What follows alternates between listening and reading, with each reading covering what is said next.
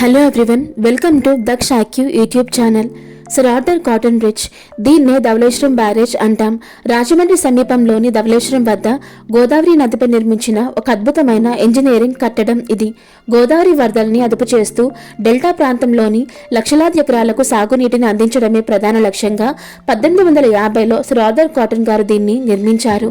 ఈ నిర్మాణం జరిగి శతాబ్దాలు గడుస్తున్నా నేటికి కోనసీమ వాసులు ఆయన్ని అపర భగీరథుడిగా, కాటన్ దొరగా స్మరిస్తూనే ఉంటారు. ఈ తరహా వృత్తాంతాన్ని మనం తమిళనాడులో కూడా చూడొచ్చు. తమిళనాడులోని తేని జిల్లా ప్రజలు జాన్ పెన్నీ క్విక్ ని అలాగే ఆరాధిస్తారు. ఇంటింటా దేవుడిలా పూజిస్తారు. ఊరూరా విగ్రహాలు పెట్టి మొక్కులు ముడుపులు చెల్లిస్తుంటారు. జనవరి 15న పెన్నీ క్విక్ జయంతి.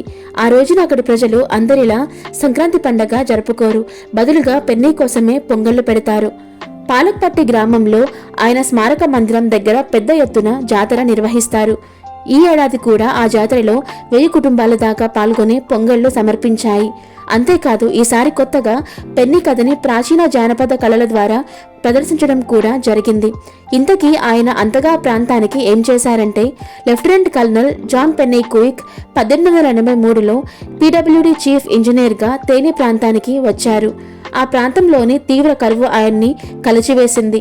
అక్కడికి దూరంగా అరేబియా సముద్రం వైపు ప్రవహిస్తున్న ముల్లై పెరియార్ నదిని ఏకంగా తూర్పు వైపు మళ్లించాలనుకున్నారు. అందుకోసం డ్యాం నిర్మాణం మొదలుపెట్టారు. ఈస్ట్ ఇండియా ప్రభుత్వం తగిన నిధుల్ని అందించకపోవడంతో ఇంగ్లాండ్లో తన భార్యకే ఉన్న ఆస్తులన్నిటినీ అమ్మి మరీ ఆ పనిని పూర్తి చేశారు.